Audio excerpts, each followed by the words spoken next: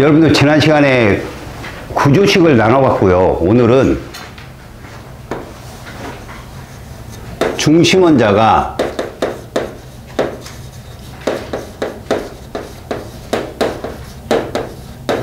이런 애들 두 개의 구조식을 따지겠습니다. 이거 외우세요, 여러분. 첫 번째 기준이 뭐냐? C인데요. C 2개, F 6개예요. 얘들은 C를 써주고요. 플로린을 이렇게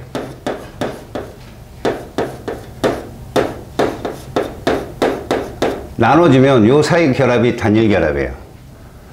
자, 이렇게 나눌 수 있는 이유는 딱 하나예요. 중심원자 주위의 격가지 원소는 항상 짝수로 결합합니다. 6, 그 다음 뭐 결합할까요? 4, 그 다음 2, 이렇게 줄어요. 단일 결합이니까 이거는 최대로 플로린을 포함할 수 있는 게 6개란 얘기고요. 그 다음에가 C 2개, F 4개예요. 그러면 써놓고 이렇게 플로린을 2개씩 양쪽으로 뿌리면 돼요. 2개씩.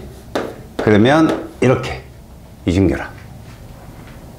그러면 이제 마지막은 C와 C에 무슨 결합이 있어요? 3중결합이 있어요. C 2개입니다. 그럼 플로린이 하나씩 들어가겠죠, 양쪽에. 그래서 3중결합 이렇게. 자, 탄소는 중심원자 2개짜리가 이 셋밖에 없어요. 다음 질소는요, N2F2. 그러면 여기에 플로린을 그리는데 얘를 아래로 내리셔야 됩니다. 왜? 비공유가 있어서 그래요. 질소에는 비공유 전자이기 때문에 공유가 옆으로 밀립니다. 이거 분자구조에서 오늘 배워요. 그 다음 가장 많이 포함할 수 있는 거 결국 무슨 얘기입니까? 플로린이 양쪽에 2개씩 들어가고 이렇게. 질소는 3이 최대니까. 마지막 O2F2 남았죠. 5와 5 사이에 무극성이 있으면서 이런 결합. 자, 그럼 어떻게 외우느냐? 선의 개수를 외우셔야 됩니다. 선의 개수. 일단 얘가 제일 많이 나와요. C2F2. 몇 원자 분자입니까? 다 4원자 분자죠? 얘가 얼마냐? 선 개수가. 이 5는 선의 개수이기도 하면서 공유전자쌍의 숫자겠죠? 얘는 얼마예요? 4. 얘 얼마겠어요? 이렇게 5, 4, 3을 외워놓고요. 하나씩 올리면 돼요, 위로. 얘는요?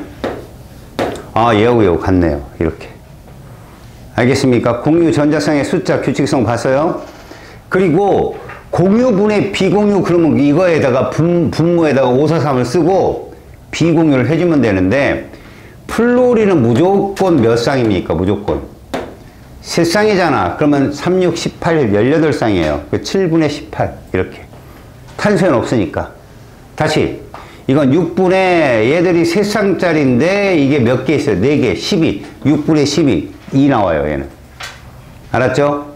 그 다음에 얘는 비공유가 3쌍 있는 애가 둘밖에 안 되네. 그럼 몇 분의 몇? 5분의 6이잖아요. 5분의 6. 자, 그 다음 여기는요. 플로린도 있지만 질소도 갖고 있어요. 질소도. 플로린도 있지만 질소도 갖고 있다고. 그럼 얘는 4분의 요거 6쌍, 2쌍, 4분의 8, 2 나와요. 얘는 몇 분의 몇? 5분의 3, 4, 12, 2개. 14. 5분의 14예요. 잘 안 나오죠. 얘는 어떨까요? 3분의 이 산소의 비공유가 2쌍씩 있어요. 그리고 플로린의 총 6쌍, 4쌍, 3분의 10입니다.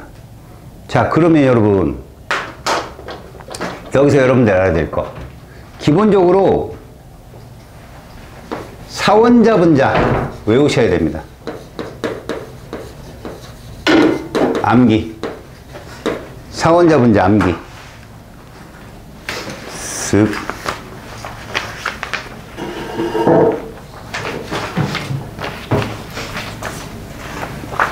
쓱. 그래서 4원자 분자는 여러분 암기를 해도 543을 외우셔야 됩니다. C2F2, N2F2, O2F2, 공유 전자쌍수, 선의 숫자요 5, 4, 3 외우셔야 됩니다.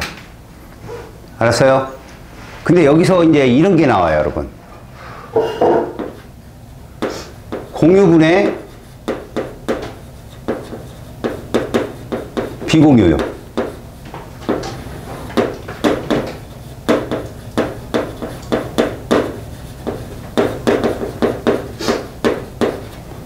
C2F2, N2F2.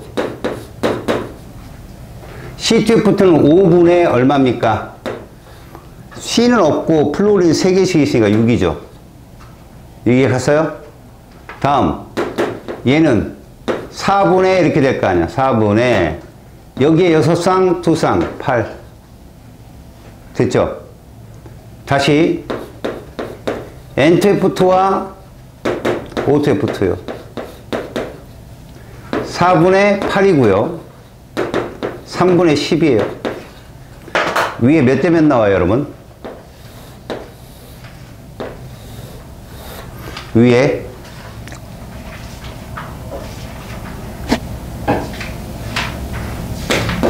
몇 대 몇? 3대 5 나오잖아요. 이거 몇 대 몇 나와요? 똑같아요. 3대 5예요. 이런 것들. 쟤들 둘 사이에는 3대 5의 비율이 성립해요. 똑같이. 이해 갔죠? 자, 두 번째요.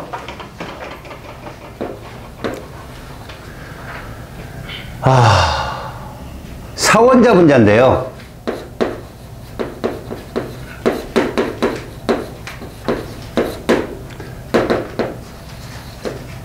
공유 전자쌍분의 비공유 전자쌍수가 있어요.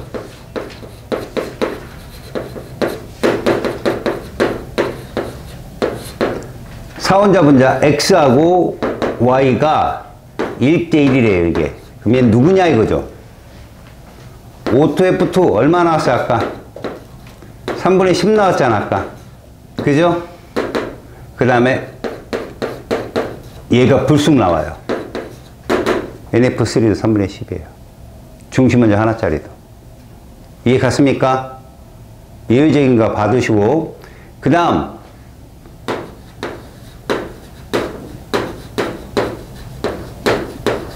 무극성 공유결합의 수예요. 저기 지금 76543, 76543 여기 봤잖아요. 저거죠. 저 숫자에서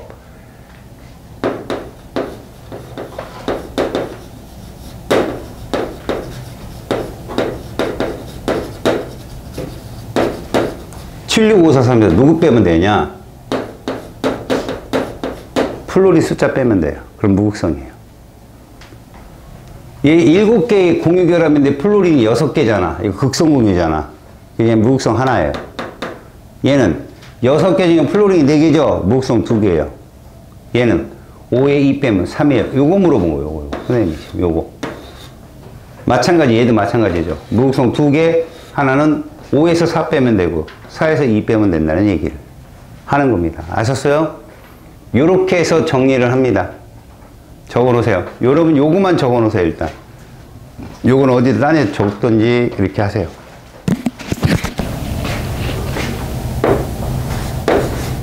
공유 결합을 한 물질이 있어.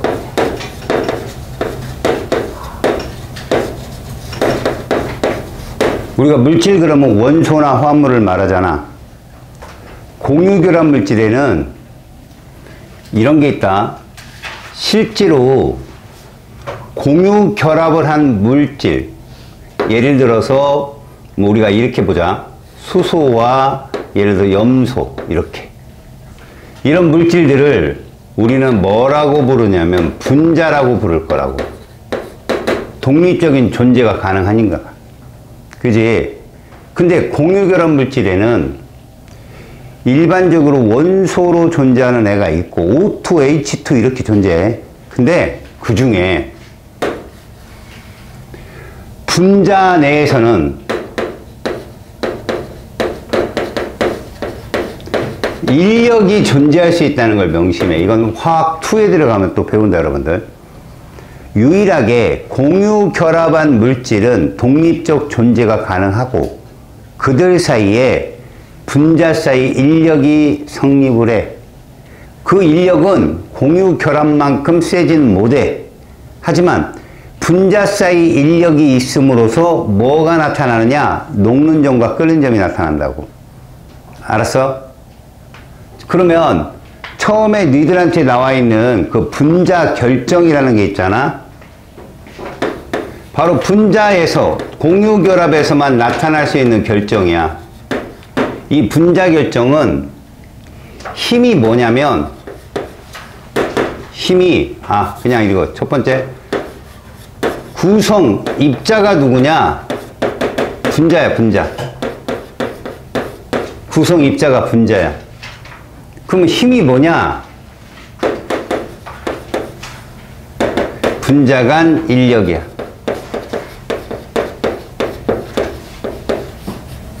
예를 든다면 우리가 물을 예를 들 수 있거든. 이런 우리는 여기가 부분전화 마이너스를 띄었다는 거 알지? 산소가. 왜? 음성도가 세니까. 얘는 부분전화 플러스를 띄었겠고, 이렇게 부분전화가. 그러면 또 다른 인접한 분자가 오잖아. 그러면 인접한 분자가 이렇게 마이너스 플러스를 띈 애가 사이에 이게 성립하는 거야, 이게. 이 점선이 분자 간 인력이란다. 이걸로 결정을 만드는 애들.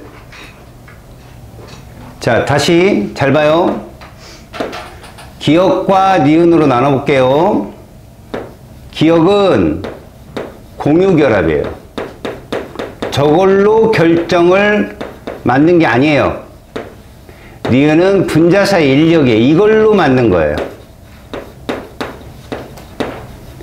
당연히 전기분해하면 공유결합이 끊어지고요.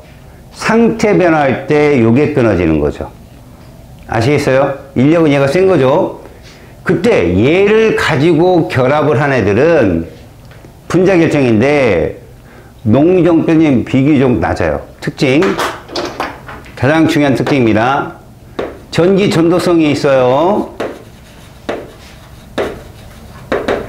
고체일 때 없고요. 액체일 때 없어요. 왜? 진짜 전자, 전류를 담당할 전자들이 다 공유결합으로 붙들려 있으니까. 알았어요? 그 다음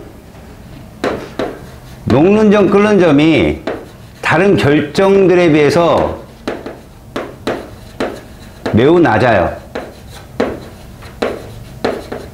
이 매우 낮다는 말은 한 120도씨, 100도씨 이렇게 막 되는 경우도 있어요. 근데 영하 쪽이 많아요. 마이너스 쪽이. 이게 분자 결정의 특징입니다. 예로서 어떤 애들이 있냐? 드라이 아이스요. 나프탈렌.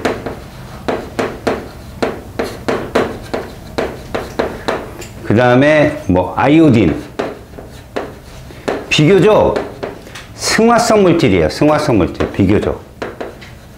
액체도 거치지 않는 승화성 물질. 인력이 약해서. 이게 분자 결정이고, 두 번째 그냥 공유 결정이 있어요. 공유 결정. 얘들은 구성 입자가 누구냐? 원자예요. 원자.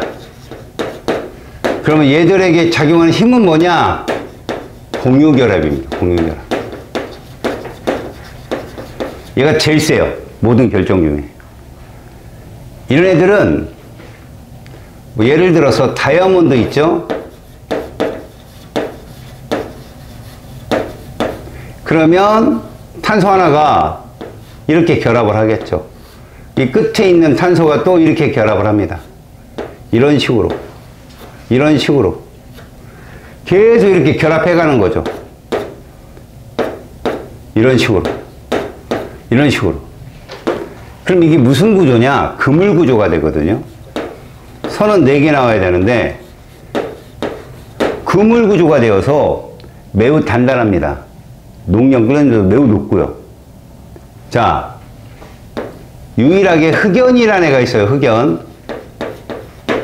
흑연은 조금 결합이 달라요. 잘 보세요. 모든 탄소가 선이 몇 개 나왔어요? 3개 나왔어요. 그럼 하나 남죠? 탄소는 선이 4개 나와야 되잖아. 걔가 왔다리 갔다리 자유전자처럼 움직여요. 위아래를 이렇게 자유전자처럼. 그래서 얘는 그물 구조지만 얘는 판상 구조라 하고, 판상 구조는 잘 부서져요. 그래서 연필심으로 많이 씁니다. 흑연은.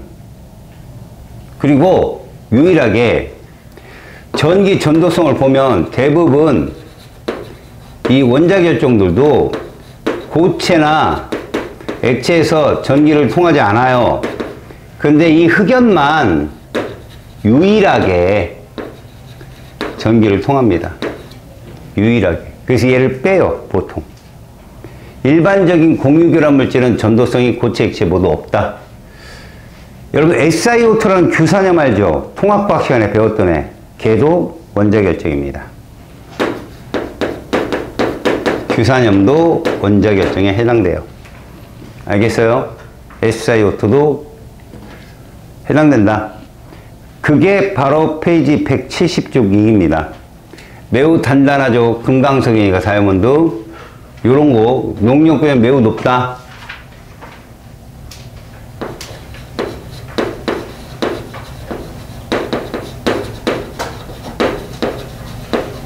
제일 높죠, 얘가. 자, 다음에 넘겨보시고요. 페이지 172쪽에 금속결합이라는 게 있어요.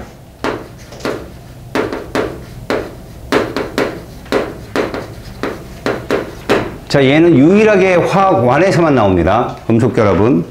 어디에서도 안 나오고 화학원에서만 나오게 되는데, 금속결합은요, 그 자체가 좀 달라요. 자, 얘들의 힘은 중심의 양이온, 금속이겠죠, 얘가. 그 다음에 전도띠에 존재하는 자유전자라고 하는 전자. 정전기적 인력이에요.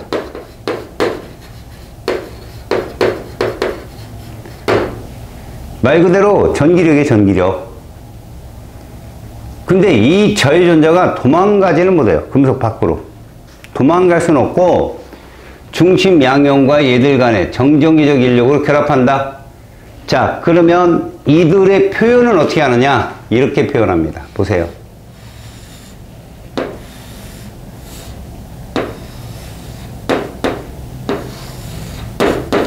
자, 이렇게 놨을 때 이거는 1족이겠죠. 1족. 알칼리 금속. 중심 양이온이 하나인데 최각의 자유전자가 1개니까요. 그러면 이런 표현 어떨까요? 굳이 표현한다면 플러스 2라고 해야죠. 굳이 표현한다면. 그럼 자유전자가 이런 식으로 이게 2족의 표현이에요. 금속이에요, 금속. 여기서 얘는 당연히 중심 양이온이죠. 근데 요 놈은 자유전자예요. 음이온이 아니라고, 자유전자라고. 알겠지? 이런 표현을 잘 보세요. 한 문항에 나오니까 내신에선. 자, 이런 금속 결합물질의 두 번째 특징.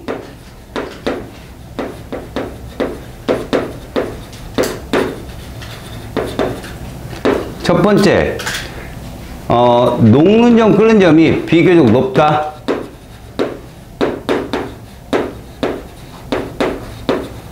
그런데 비교적이란 말을 왜 쓰나 봤더니 결정 중에는 저 분자 결정보다 높을 정도예요. 분자 결정보다 높아요.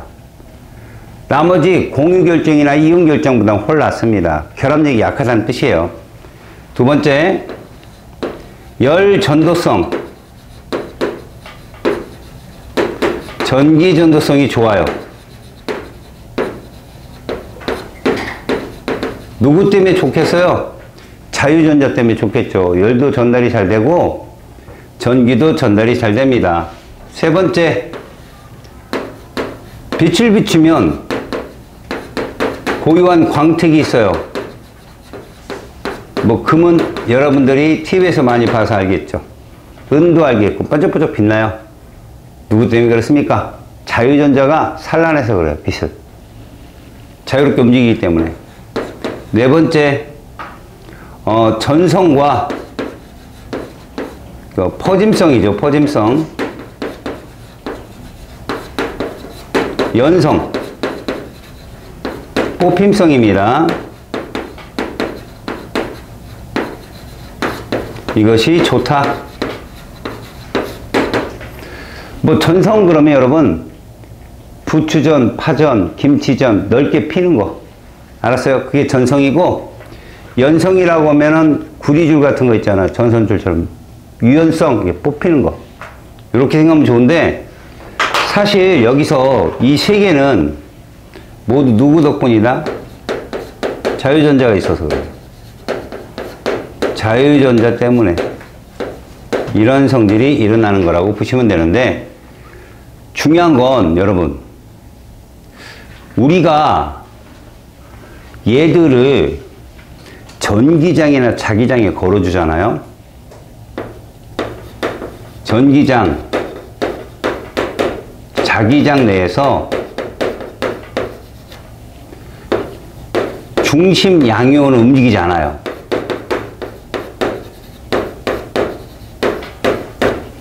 전기장, 자기장 내에서는 전자만 움직이지 중심 양이온은 움직이지 않거든. 그런데 말이야, 움직일 때가 있어 얘들아. 중심 양이온이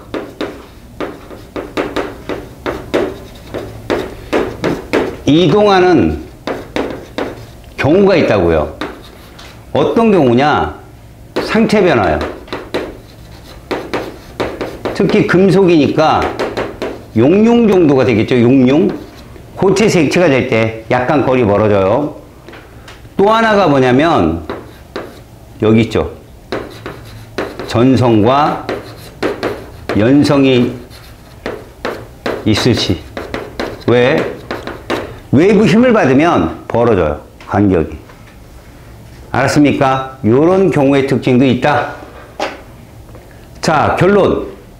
지금까지 우리는 이온 결정, 분자 결정, 그리고 공유 결정의 금속 결정까지 배웠어요. 화학 결합 물질의 구분을 해야 되고, 이게 시험에 나와요. 페이지 173쪽.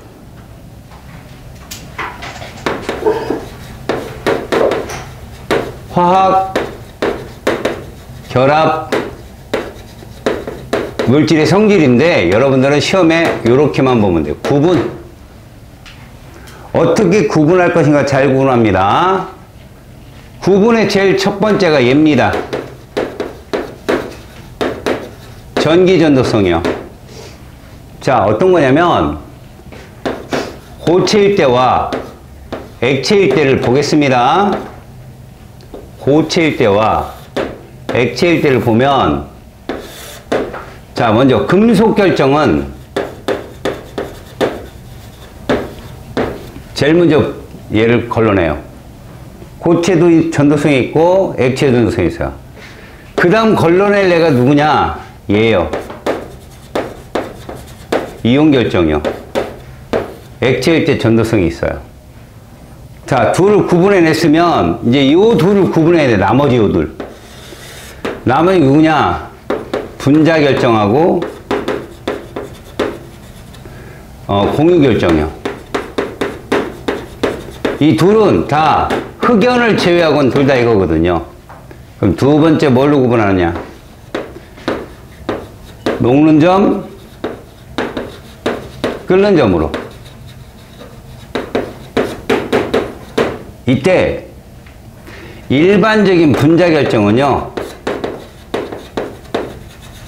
매우 낮아요. 공유 결정은요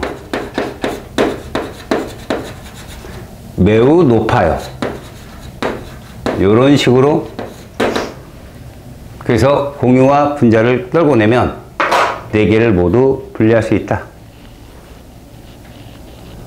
자, 밑에 173쪽에 탐구자료창을 보세요. 전기전도성, 염화나트륨 없음 있음 이온 결정입니다. 100%. 다음 산화칼슘 없음 있음 이온 결정이죠. 설탕 없다 없다. 다이아몬드 없다 없다. 얘는 빼놓으세요. 분자 결정 아니면 이온, 공유 결정이니까. 알루미늄 있다 있다. 이거 금속 결정입니다. 그러면 아까 빼놨던 설탕과 다이아몬드 중에 매우 높은 온도를 차지하는 게 다이아몬드잖아. 걔가 공유 결정이라는 거죠. 이해하시겠어요?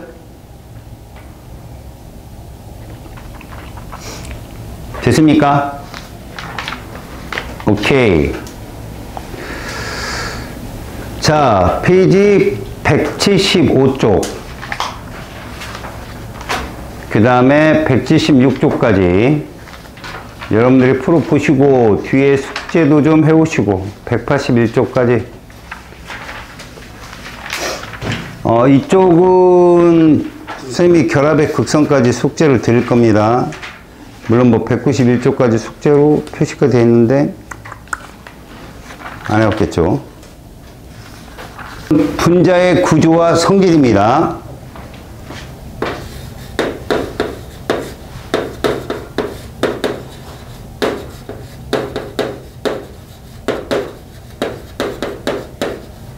전문적인 용어가 나오니까 그냥 그렇구나 라고 듣고 넘어가요. 분자는 말입니다. 이런 걸 한번 생각해 보세요. 6번 탄소는요,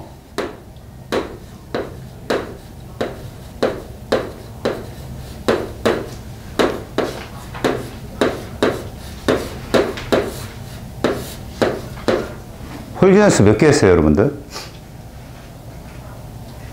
홀 전자수가 몇 개였냐고요?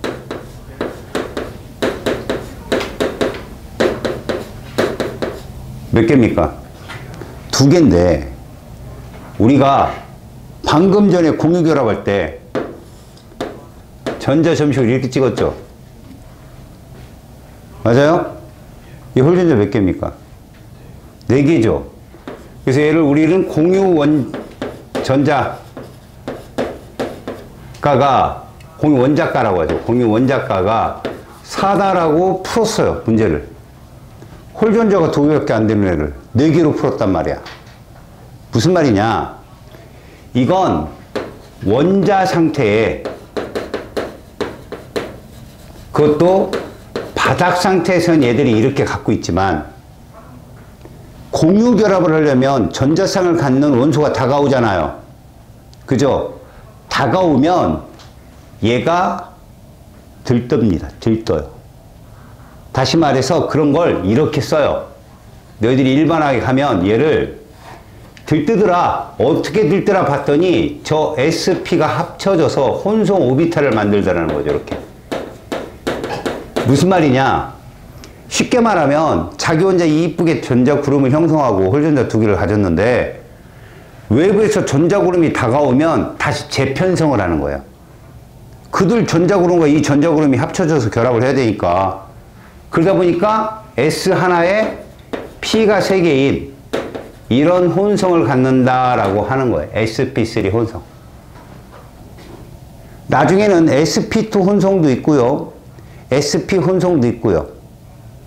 혼성 오비탈, 분자궤도 함수를 여러분 나중에 배웁니다만 참고로 알고 계세요. 왜 탄소는 홀전자가 2개인데 왜 결합할 때는 4개지? 전자그룹이 혼성 오비탈로 변하기 때문에 그래요.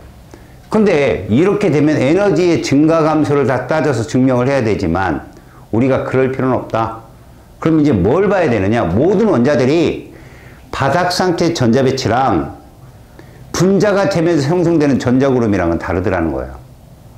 그래서 우리가 급하게 뭐 배웠어요? 선구조 배웠잖아요. 선구조. 잘 보세요. 이게 스테릭 넘버라는 게 있어요. 분자에서는. SN 값이라고 하거든요. 이게 뭐냐면 스테링 넘버라는 게 중심원자 주위에 전자 영역이 몇 개냐는 거예요. 전자 영역. 그러니까 무슨 말이냐? SN 값은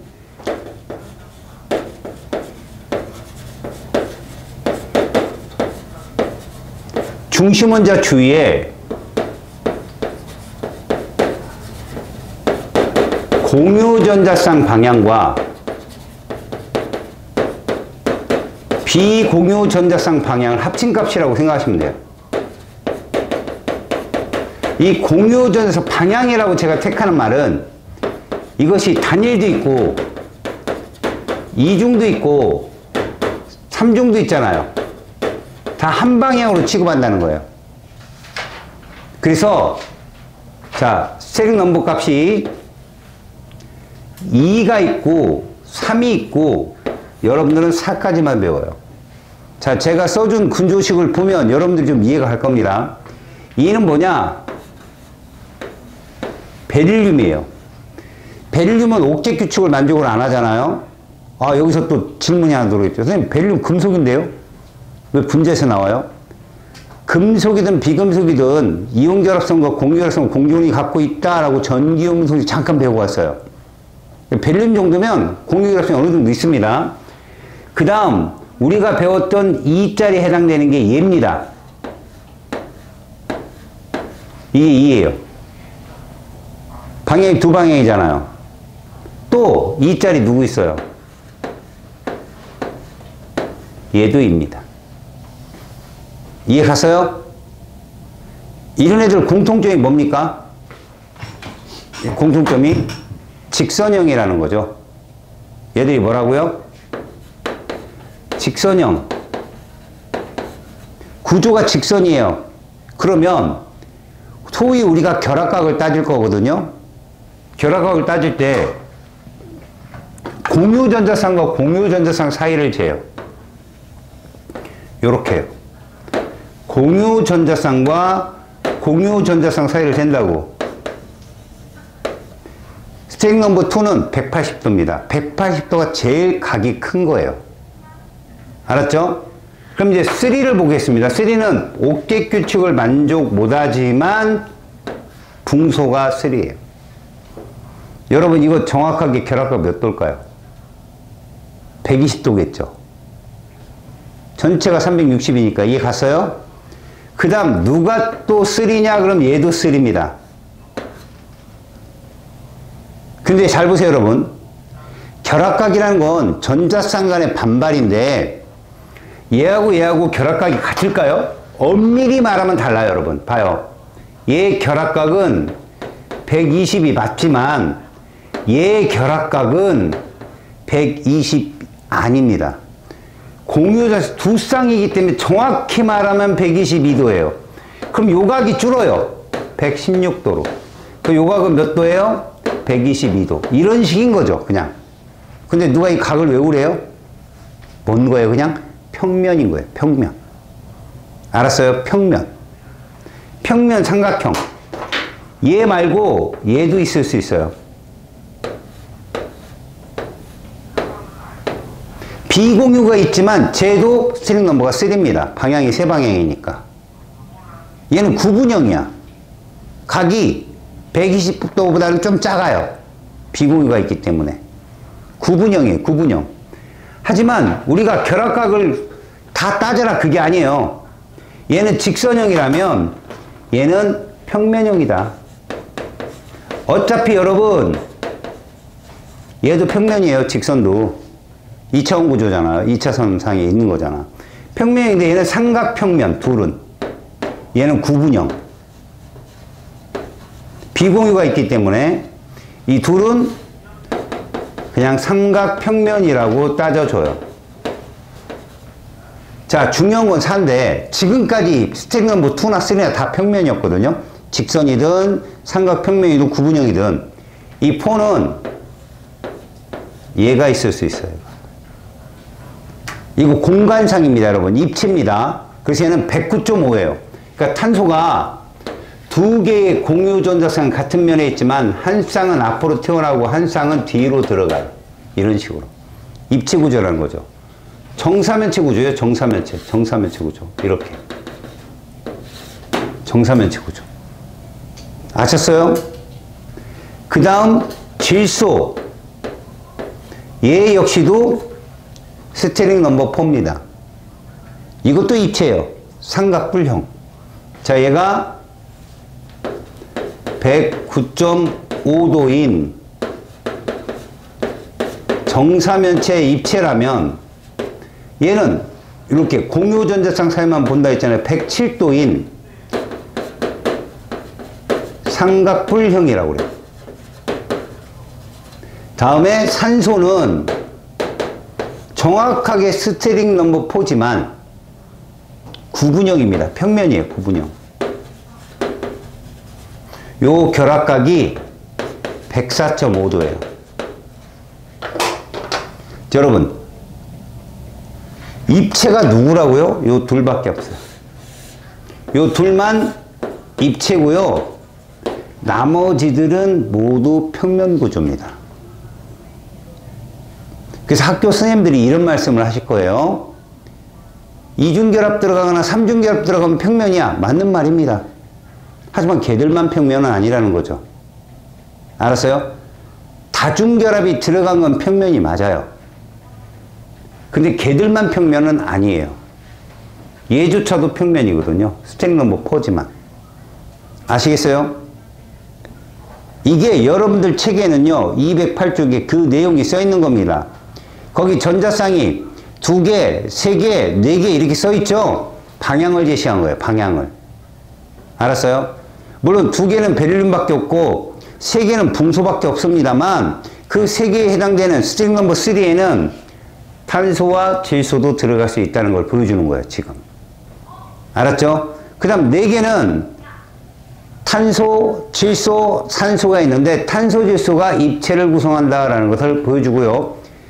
결합각, 분자구조, 굽었다, 삼각평면이다, 직선이다 이런 말은 다 공유전자쌍 그 선이 결정합니다. 공유전자쌍 선이. 알았어요? 그러니까 지금 여긴 선이 3개 이상 옥대 규칙을 만족하면서 선이 3개 이상은 떠줘야 입체예요. 2개 뜨면 평면입니다. 구분형. 알겠어요? 자, 이제부터 분자의 구조를 파고 들어갈 텐데 이 결합각이라는 저 값은 도대체 무엇 때문에 결정된 거냐? 전자쌍 반발 원리 때문에 그렇다는 것을 배웁니다.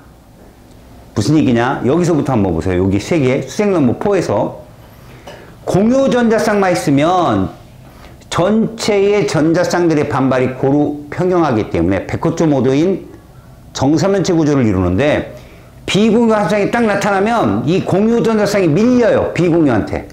왜? 비공유는 중심 원자에만 국한된 애고 공유는 양쪽 원자가 잡고 있는 애잖아. 그럼 비공유는 훨씬 범주가 넓거든요. 걔가 눌러요. 공유를. 그래서 얼마 줄었나요? 2.5도 줄었죠. 결합각이. 맞죠? 근데 비공유가 두 쌍이 돼버리니까 얼마 줄었나요? 또 2.5 줄었죠. 그래서 109.5, 107, 104.5인 거예요. 비공유 전자쌍 수가 많으면 공유 전자쌍을 누른다고요. 그래 결합각이 준단 말이야. 이해 갔어요? 자, 그렇다면 봐요. 이제 우리는 분자 구조를 살필 건데 자, 분자의 구조 중에 여러분들 중심 원자에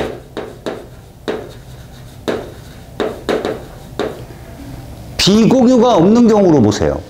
공유 전자쌍만 있는 게 아니라 비공유 전자쌍이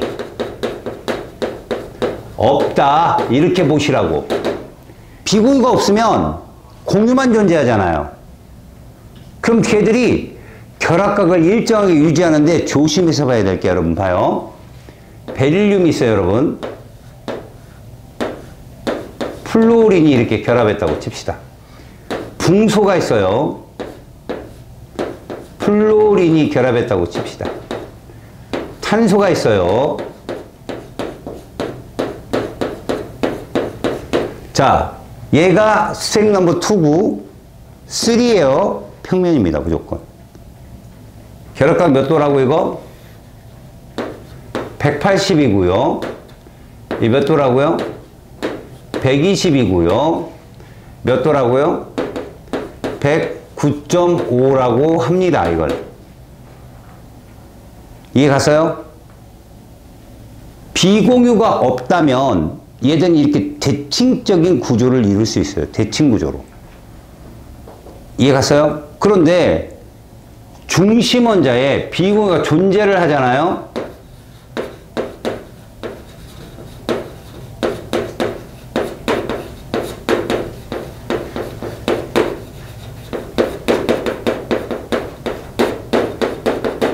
이래버리면 이 대표적으로 질소가 있거든요.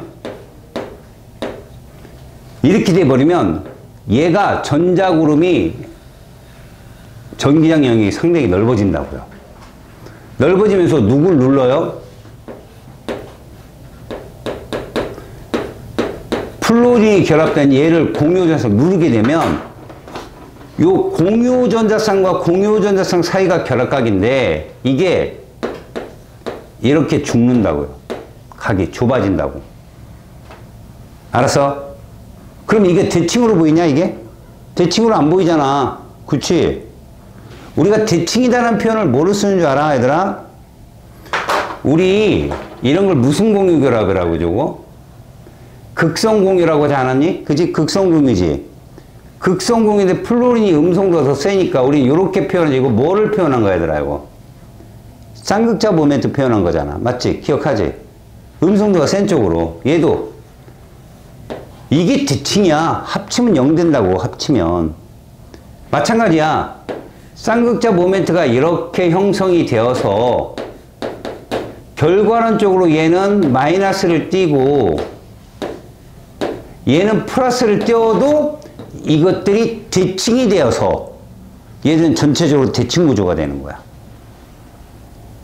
근데 얘는 대칭이 될 수가 없는 거지. 왜? 지금 이렇게 음성도가 이렇게 형성이 된다면 이렇게 형성되면 이들이 합이 형성되니까 합이 아래로 이렇게 형성될까? 합이. 비대칭이야. 비대칭. 비공유가 존재하면. 다시 산소도 볼까? 산소 같은 경우도 비공유가 몇 쌍 있어? 2쌍이 있단 말이야. 그러면 이쪽에 비공유가 있을 거고 이쪽에도 비공유가 있을 거야. 서로 밀겠지. 서로 이 반발이 제일 세다는 거야. 전자쌍 반발 원리가. 비공유끼리 반발이 제일 세고 그 다음에 비공유와 공유 사이가 세고 제일 약한 게 공유와 공유인데 이렇게 되면 얘가 결합각이 얼마로 줄더라? 2.5를 또 줄여봐. 아 107도구나. 미안해. 104.5로 준다. 이렇게 얘는 107도고. 이래서 얘는 입체고 얘는 구분형이지만 결합각이 얘가 제일 적을 수밖에 없는 게 비공유가 제일 많으니까 이런 식인 거야. 이거 비대칭이야 100%. 왜?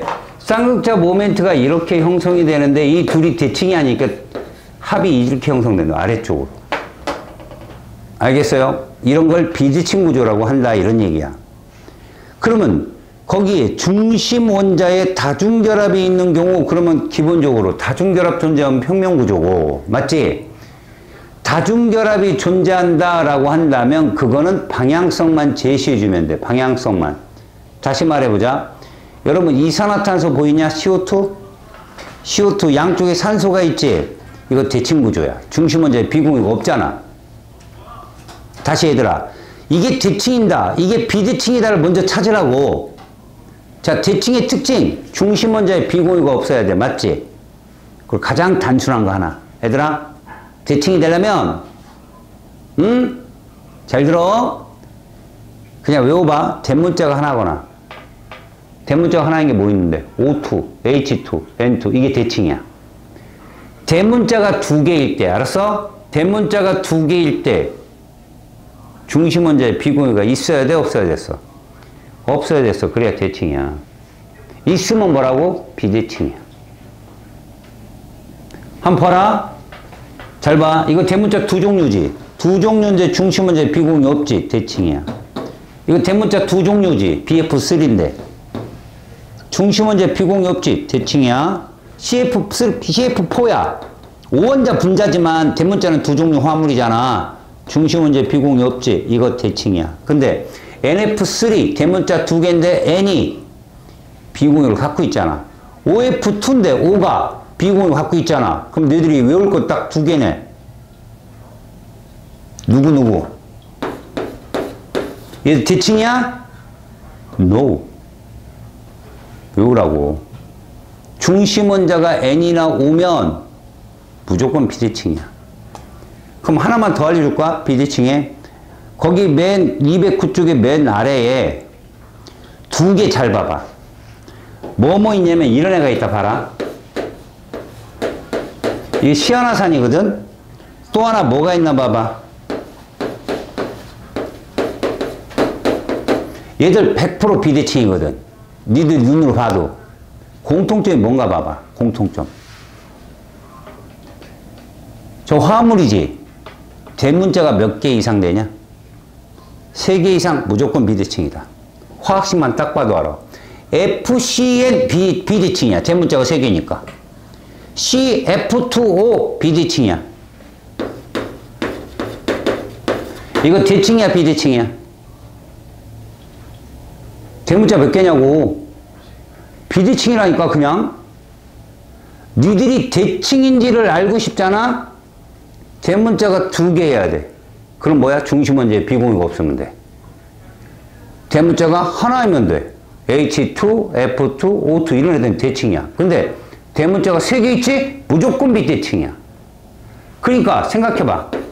얘 대칭이야 비대칭이야 얘? 비대칭이야 100%. 대문자가 3개잖아. 맞지? 자, 비대칭 굳이 찾으라면 뭐야? 대문자 3개이다.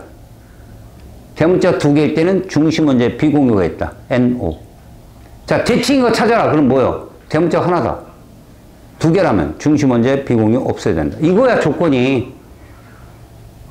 이거 수업시간 내내 할 거야. 뭐라고? 잘 들어. 비대칭 대문자 3개야. 대칭 대문자 하나야. 나온 게 뭐냐? 대문자 2개지. 그 중에 중심원자에 비공유가 없으면 대칭. 있으면 비대칭. 끝이야 이게. 알았어요? 대칭과 비대칭 찾았죠? 자, 여러분. 대칭 구조 얘기해봐.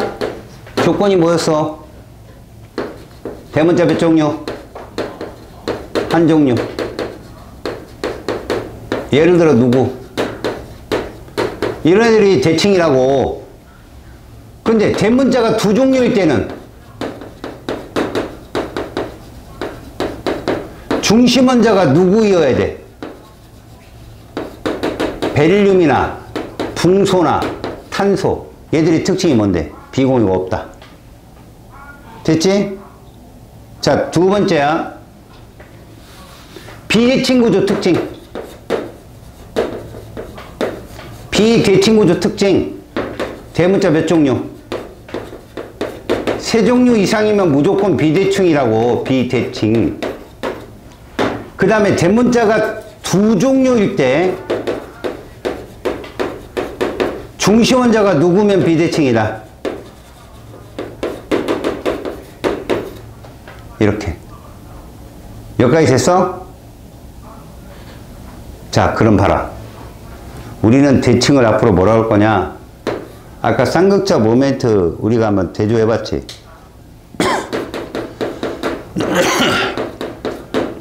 쌍극자 모멘트 합이 얼마일 때? 0일 때를 대칭이라고 그래. 쌍극자 모멘트를 돌려봤더니 합이 0일 때. 이거 0이잖아. 그럼 얘는 뭐라고 얘기하느냐? 이렇게 얘기해. 각 원소 사이에 0이 아니다. 얼마다 가냐? 0이 아니다. 이해 갔어? 209쪽의 내용이 그 내용이다. 넘겨봐라. 이제 페이지 211쪽으로 알아. 내가 질문할게. 211쪽에 있는 다원자 분자인 경우 해가지고 보이지? 너네 첫 번째 염화 베릴륨 대칭이야 비대칭이야? 대칭이지. 대문자가 2종류인데 중심원자에 비공유 없잖아. 다시 삼염화붕소 어때? 대칭이지. 메테인 대칭이야. 이산화탄소 대칭이야. 여기 지금 대칭만 쭉 써준 거야. 이해갔지? 이것들은 쌍극자 모멘트합이 얼마라고? 0이잖아. 이런 애를 무극성 분자라고 한다. 명심해라. 이런 애를 무슨 분자라고 한다고? 무극성 분자라고 한다고. 무극성 분자를 일컫는 말이 몇 개냐고. 2개잖아. 대칭입니다. 쌍극자 모멘트합이 0입니다. 이게 똑같은 말이라고. 조심해라. 무극성 분자라고 무극성 공유가 있는 건 아니야, 얘들아. 얘들 봐봐. 화합물은 무조건, 얘들아, 화합물은 무조건 극성 공유라고 했어. 그렇잖아. 서로 다른 원소끼리 공유를 해야 되니까. 그런데 그 화합물 중에 대칭이 되려면 대문자는 2개를 넘어서면 안 돼. 대문자가 2종류이며 중심원자의 비공유가 없다. 대칭이야. 만약에 그걸 넘어섰다. 3종류다. 이거 무조건 비대칭이며 무조건 뭐라 부른다? 극성분자라고 불러. 극성분자를 일컫는 말은 2개야. 비대칭이면서 쌍극자 모멘트합이 0이 아니다. 밑에 봐봐. 극성분자. 일단 이원자 분자인 경우, 얘들아, 이거 몇 원자니? 이원자잖아. 이원자잖아. 이거 대문자 몇 종류? 한 종류지. 이거 무조건 무극성 분자야. 대칭 구조고. 근데 이원자인데 대문자가 2개다. 그거 무조건 비대칭이야. 알잖아. 쌍극자 모멘트합이 0이 될 수가 없을 거 아니냐. 한쪽 방향으로 있으니까. 무조건 극성 분자라고. 그런데 이제 중심원자가 있으면서 잘 봐. 3원자, 4원자로 가봐. 대문자가 2개나 3개 이상 되었을 때 물 H2O의 비공유 있잖아. 이거 비대칭 구조야. 암모니아 N이 중심원자잖아. 이거 비대칭 구조야. 시아나수소 왜 비대칭일까? 이거 중심원자가 탄소인데 대문자 3개니까 끝났어. 대문자 3개니까 이거 비대칭이라고. 극성분자. 마지막 플루오르메테인 볼 것 없어. 대문자 3개야. 끝이야. 중심원자의 비공유가 있다. 안 따지지 마. 대문자 3개는 무조건 비대칭이야. 그냥. 이해가냐? 그런 애들을 우리는 무슨 성분자라 부른다? 극성분자라 부른다. 질문.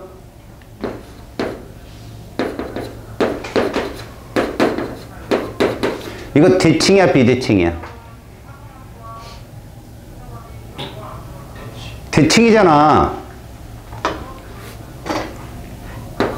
이건 비대칭이지. 대문자 3개니까. 이건 이거 대문자 몇 개야? 외우라고. 그러니까 비대칭이라고.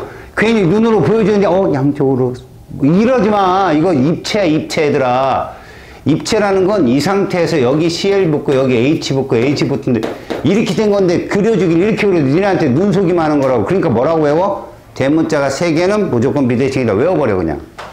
알았냐? 그러면 구조를 쉽게 찾을 수 있어. 거기 있는 내용들이 다 그 내용이야. 넘겨봐. 자, 분자의 성질이라는 게 있어. 얘들아, 분자의 성질.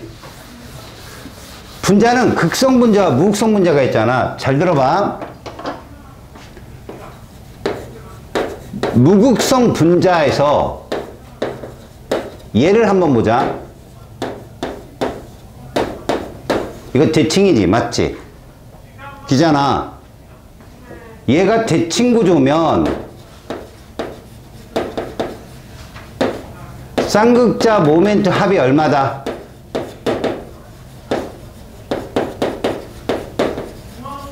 (0이다) 라고 얘기했지. 합이 0이지 모멘트가 없다가 아니야. 얘들아, 무슨 말이냐? 이쪽으로 모멘트가 형성되잖아. 이렇게. 여기도 마찬가지 이렇게 형성. 그럼 얘가 마이너스를 띄고 얘가 마이너스를 띄며 얘가 뭐를 띄어? 다시 말하자. 대칭 구조도 이게 화합물이면 부분전화가 있다고. 부분전화가 있다고. 그들의 합이 0이지. 이해 갔어? 쌍극자 모멘트가 분명히 존재한다고. 근데 그들의 합이 0이라 얘들이 무슨 성분자다? 우리는 무극성 분자라고 얘기하는 거야. 그러니까 뭐래? 대칭 구조든 비대칭 구조든 화합물은 극성 공유결합을 갖고 있는 거라고. 화합물은. 이해 갔니? 무슨 말인지? 저걸 헷갈리지 말라고. 자, 무극성 분자는 이런 거야. 부분 전하를 갖고 있지만 이게 전체적인 분자에서는 두드러지지 않는다고. 안 나온다고. 하지만 부분 들어가 보면 다 음전화, 양전화 떴다고. 야, 니네도 소위 말하면 물질이잖아. 어? 니네 몸에 뭐 어느 한 부분에, 우리 손바닥 부분에 전기적으로 전기를 띄었는데 안 띄지. 그잖아. 그건 무슨 말을 의미하지? 전체적으로 전하를 띈 입자가 없다가 아니라 양전하와 음전하를 띈 입자 수가 똑같이 있는 거라고. 근데 우리가 손으로 부비면 어떻게 돼? 소위 말하는 음전할 때 입자가 튀어나오잖아. 그래서 정전기가 일어나는 거라고. 이해 갔냐? 자, 그러면 극성 분자를 보자. 대표적으로 얘를 보자. 직선형으로 보기 편하니까. 이렇게 되면 쌍극자 모멘트가 이렇게 진행이 되거든. 그래서 얘들은 마이너스. 좀 이쪽이 마이너스 더 크겠지만 얘가 뭘 띈다? 이러면 극성 분자는 저 극이 그냥 끼어 있어. 다시 말해서 이쪽에 플로린이 있고, 봐. 이쪽에 플로린이 있고, 이쪽에 질소가 있어. 여기에 탄소가 있어. 그러면 여기는 마이너스였고, 이 구름은 마이너스였고, 이 구름은 플러스였어. 그래. 이게 그냥 존재하는 거지. 그러면 플러스와 마이너스 뭐를 갖고 있는 거야? 쌍극자를 모두 갖고 있잖아. 이게 극성 분자의 특징이야.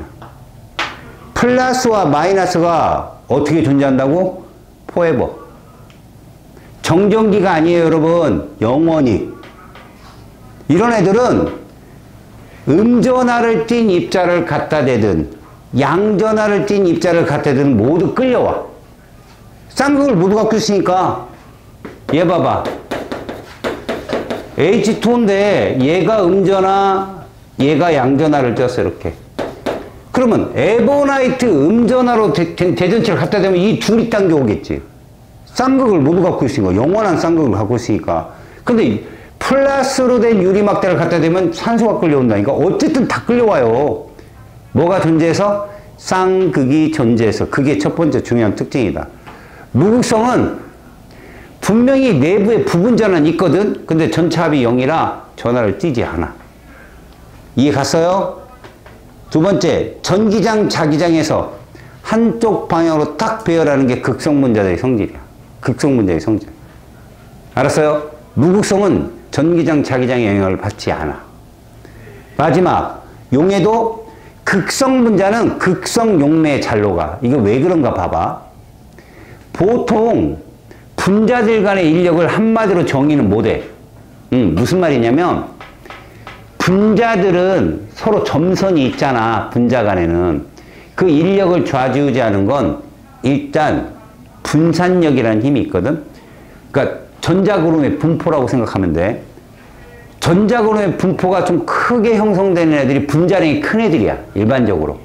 분자량이 크면 원소도 많고 넓게 전자구름이 펼쳐져 있잖아. 그치? 근데 전자구름이 비슷한, 분자량이 비슷한 애들은 극성 분자가 더 세, 인력은. 왜? 서로 전기적인 쌍극자 힘이 존재하니까. 분산력은 기본적으로 존재하고 쌍극자 힘이 존재하니까. 그런데 생각을 해보자. 물에 기름을 넣는다고 생각해봐. 우리가 흔히들 이렇게 생각한다. 물하고 기름이 잘 섞이려면 물과 물 분자 간의 인력과 기름과 기름 분자 간의 인력보다 물과 기름이 세야 돼. 그래야 잘 섞여. 근데 누가 세냐? 좀 공부를 한 친구 물이 세다고 하겠지? 아니야. 기름이 세. 왜? 물은 분명 극성 분자고 쌍극자 힘도 있고 분산력도 있지만 기름은 분산력이 어마무시해. 쌍극자 힘은 없거든? 근데 분산력이 어마무시해. 분자량이 커가지고. 그래서 물은 끓는 점이 100도씨지만 기름은 130에서 심하게는 180까지 가. 그럼 무슨 얘기지?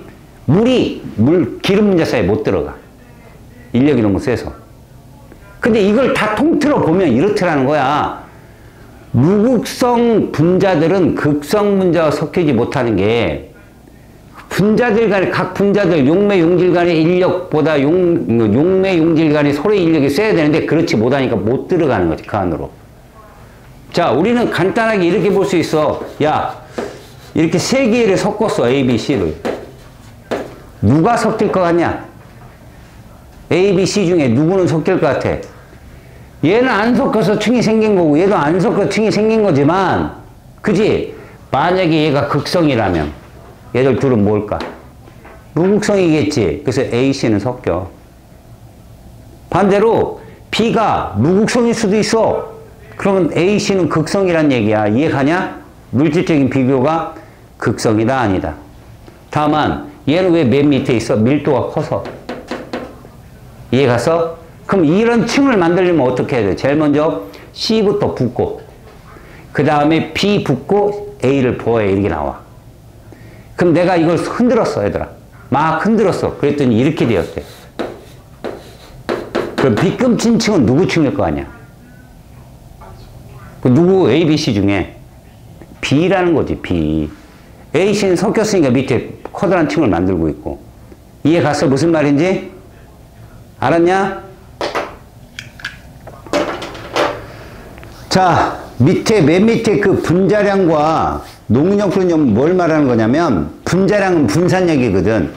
분자량이 비슷하다면 극성 분자가 끓는 점이 높다는 걸 보여주는 거야.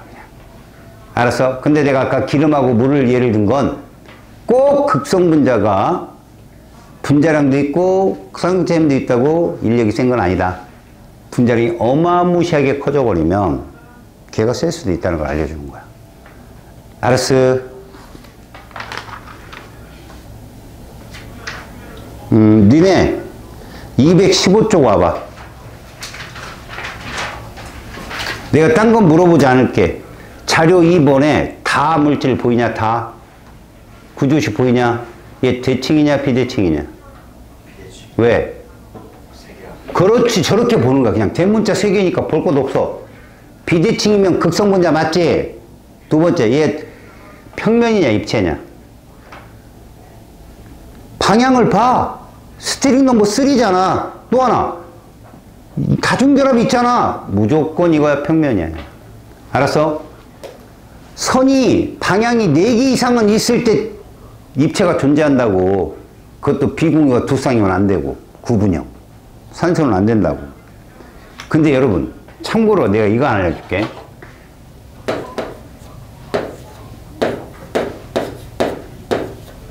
이거 뭔지 알아? 니네들? 아까 외웠잖아 니네. 이 중에 얘가 입체다? 그래. 니네는 이거 이해해. 이거니까.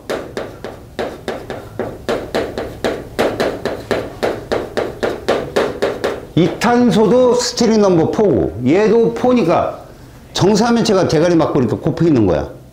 다음 얘도 이해가 가. 왼쪽 질소도 뭐고 삼각뿔이고 오른쪽도 삼각뿔이니까 이해 가. 그리고 이해 안 가지? 봐봐. 이게 입체야. 이렇게 보면 평면이거든. 이렇게 봐도 평면이고 근데 붙여놓으면 얘가 튀어나왔고 얘가 이렇게 들어갔어. 이런 식으로 뒤로. 이건 입체야. 알았어? 그러니까 원자가 다중으로 결합되면 저렇게 돼. 근데 질문 하나 하자. 이거 대칭이냐 비대칭이냐? 비대칭이지. 산소가 중심 원자잖아. 끝이야 그게. 다시 이거 대칭이냐 비대칭이냐? 대문자가 2개고 중심 원자 C 끝났다고. 몇 개 있든 상관없다니까. 그러면 여기 있는 애들은 C2F2든 C2F4든 C2F6든 다 대칭이야. 알았어? 무슨 말인지? 그렇게 알면 문제 푸는데 좀 도움이 될 거라고.